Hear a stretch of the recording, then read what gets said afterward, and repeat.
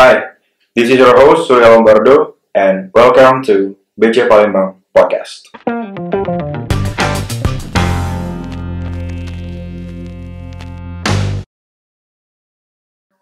Oke, jadi kalau misalkan tadi nih, orang akhirnya biasanya kan kalau misalkan kayak gue kan dari daerah nih kan.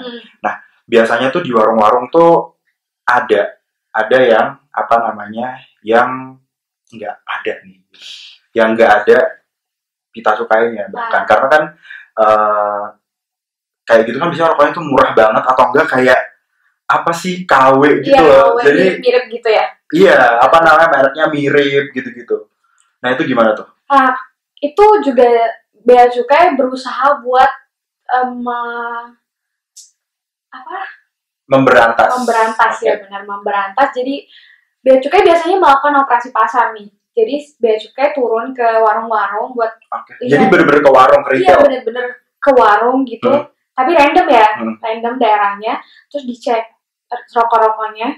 Kalau ada yang palsu atau ada yang ternyata nggak ada pita cukainya, biasanya disita sama Bea Cukai.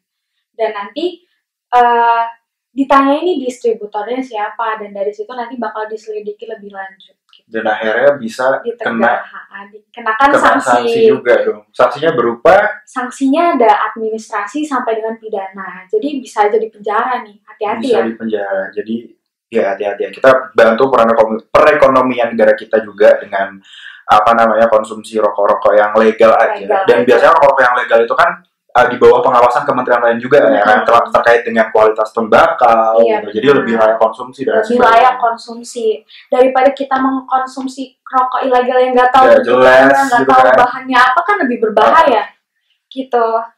Oke, terus ngomong-ngomong tentang rokok, gue tahu aja.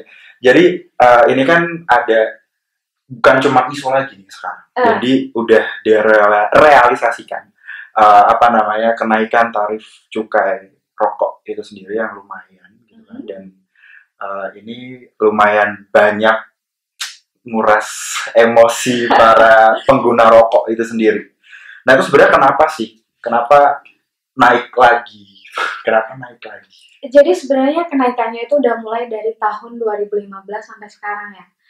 Awal-awalnya kenaikannya dari 8%, naik ke 11%, terus dari tahun 2017, 18, 19 itu sekitar 10%, sampai akhirnya di 2020 naik sekitar 23%. 23%. Itu karena pemerintah itu menyadari kalau ternyata banyak anak-anak ataupun wanita hamil yang seharusnya nggak mengkonsumsi rokok, naik grafiknya. Contohnya ini remaja, dari 7% jadi ke 9% prevalensi penghisap rokoknya ya. Terus kalau wanita hamil sekitar 2,5% menjadi 4,8%. Makanya kenapa pemerintah mencoba untuk menaikkan jauh lebih gede dari tahun sebelumnya gitu kan. Terus selain itu juga karena pemerintah sekarang belum bisa untuk melarang, tapi pemerintah mencoba buat menekan biar nggak makin banyak, yaitu tadi dengan cara menaikkan sedikit demi sedikit. Kenapa nih nggak langsung naik tinggi gitu ya? Iya, karena kan kalau misalkan bertahap gitu ya, kayak tadi aku bilang, bertahap gitu, terus kita mau ngelarang ibu hamil sama anak-anak, sementara di Indonesia itu sendiri kan, ya kita bisa beli rokok ngeteng, gitu kan, anak SMP, anak SD, bahkan gue sempat ngeliat di jalan gitu kan, mereka sebat aja gitu. Nah. Jadi kenapa nggak langsung banyak itu karena mempertimbangkan pertumbuhan ekonomi petani tembakau. Jadi di tahun 2019 itu ada sekitar 6 juta tenaga kerja yang memproduksi rokok di seluruh pabrik di Indonesia. Makanya kenapa 6 juta? Iya, nggak langsung dinaikkan. Ini bayangin aja kalau tiba-tiba naik terus nggak ada yang beli, orang-orang itu mau di PHK kan? Iya sih. Karena ternyata juga si pabrik rokok ini kan dia juga punya andil yang cukup juga kan untuk bangsa ini gitu. Salah satunya itu tadi dia punya lapangan pekerjaan yang gede, 6 juta orang, dan itu kalau misalkan 10% aja berapa gitu. Misalkan turun permintaan 10%, ya itu kan ya? Iya juga sih. Tapi tahu nggak faktanya tuh sebenarnya pemerintah cuma menaikkan sekitar 12% sampai dengan 20% si harganya ini. Cuman waktu udah dijual ke eceran harganya jadi naik sekitar 35%.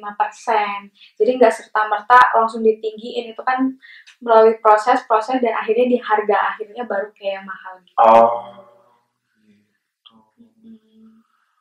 Oke. Terus sebenarnya itu tuh masih lebih mendingan tahu dibanding dengan negara lain. Kalau untuk negara lain gimana tuh?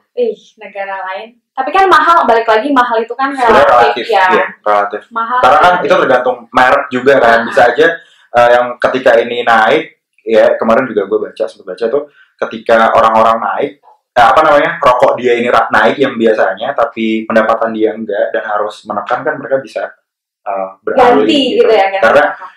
Karena ya itu tadi sebenarnya kenaikan cukai rokok yang bertahap ini tuh nggak berdampak langsung sama pengurangan penggunanya kan, karena bertahap itu tadi, jadi kayak agak nggak berasa juga sebenarnya. Iya. Nah, kalau untuk negara lain gimana? Kalau dibandingin dengan negara lain tuh lebih mahal hitungannya, gitu. Tapi tergantung perspektif. Lebih mahal. Contohnya aja di Singapura harganya sekitar 100 ribuan nih per bungkus. Atau enggak di Arab Saudi juga sekitar 100 ribuan per bungkus. Di Thailand harganya sekitar 70 ribuan per bungkus. Itu. Di sini dapat berapa rokok dong? Iya, bisa satu untuk beberapa merek mungkin bisa satu. Iya, kan bisa satu. Apa itu nyebutnya? Satu lusin. Makanya gitu. Kan mahal itu relatif. Oh ya, balik lagi mahal itu relatif, tapi untuk negara lain cukup tinggi sih kalau segitu. Bahkan tinggi, kan? Pernah ada berita orang yang ngisep rokok nih, orang-orang Singapura mampir dulu ke Batam gitu. Karena saking mahalnya di Singapura. Dan juga Singapura itu nggak di mana-mana boleh ngerokok. Jadi cuma tempat-tempat tertentu, kalau misalnya dia ngelanggar peraturan itu bisa dikenakan sanksi, dan sanksinya tuh pun denda dan pidana mungkin ya. Atau ada yang tahu? Gila juga sih itu. Oke. Serem kan ya? Iya sih. Jadi untuk penggunaannya juga, jadi di sana untuk harganya sendiri mahal, terus untuk penggunaannya juga sama. Kalau di sini kan, ya tadi yang kayak gue bilang, gue bisa ngelihat beberapa anak-anak yang masih di bawah umur yang harusnya nggak ngerokok gitu kan, karena ada cukainya kan, kebijakannya juga salah satunya untuk mengendalikan si penggunanya gitu kan. Nah itu kan kalau di sini di retail tuh kita nggak bisa ngawasin sama sekali, dan mereka bisa ngejual eceran gitu kan. Itu sebenarnya agak miris juga, karena kan itu di luar pengawasan dari bea cukai juga gitu kan. Nah itu gimana kalau untuk negara lain? Kalau negara lain juga di Amerika itu nggak semua penjual bisa ngejual rokok, dan nggak semua orang bisa membeli rokok. Jadi kalau di Amerika itu siapa yang mau membeli rokok tuh harus menunjukkan KTP. Jadi benar nggak nih emang udah umur yang boleh ngerokok gitu. Kalau misalnya contohnya nih di Indonesia, bener nggak dia udah di atas 18 tahun gitu. Kalau ternyata dia di bawah, ya mana boleh gitu. Oh, jadi tetap yang beli itu harus orang yang emang udah cukup umur gitu kan, dibuktikan dengan identitas gitu. Itu mungkin bisa jadi referensi nih buat kementerian terkait untuk mungkin buat penjual sendiri harus awas diri, kayak kalau memang anak-anak itu yang mau beli, ya janganlah buat anak-anak itu. Karena kan itu juga dampak ke kesehatannya mungkin kayak cuman ngejual ya satu doang gitu ya, satu batang dua batang, tapi ya lumayan. Ya itu tadi nggak serta-merta lah, cuma dapat duit dari situ gitu. Jadi, terus juga mungkin buat kementerian terkait bisa lebih tegas dalam menangani si penjualan rokok ini. Jadi benar-benar diawasin nih, jangan sampai udah dibuat larangan tapi malah dari peredarannya udah dikendalikan, tapi waktu sampai ke retail masih diisep juga sama anak-anak, sama gitu orang yang seharusnya nggak ngerokok kan, kasian gitu. Oke. Menarik ternyata si cukai ini. Jadi dari sini kita bisa tahu gitu ya, bahwa cukai itu ternyata maksudnya tuh baik banget. Jadi dia untuk ngedaliin barang-barang yang bahaya gitu ya, yang punya dampak negatif yang tadi ya kan, soalnya kan bahaya itu kan, dia dikenain. Nah itu kan sekaligus untuk menekan pengguna dan juga mengontrol peredarannya gitu. Dan itu juga sekaligus ya win-win solution gitu, kita dapat duit juga dari sana, penerimaan negara dari kita juga makin naik gitu. Bisa digunakan buat hal-hal lainnya. Bisa digunakan untuk hal-hal lain. Salah satunya adalah bangun jalan supaya kalian kalau apel tuh bisa ngacir gitu kan, gak ketemu lubang. Terus juga si cukai ini juga ternyata nggak serta-merta naik begitu tinggi. Iya, bertahap dan menyesuaikan perekonomian juga. Nggak akan juga pemerintah membunuh perekonomiannya sendiri kan. Karena ternyata pabrik rokok itu punya peran vital juga bagi bangsa kita. Gitu. Okay, Saras, anyway, it's really nice to talk to you right now. Thank you so much for being here. Anything else you wanna add? Udah sih, cukup semua. Okay, cukup. So, yeah. Jangan lupa beli rokok legal. Yeah. Dan gue Surya Lombardo. Gue Saras Fatiana. I'll see you guys in the next episode. Bye cukai. Makin baik.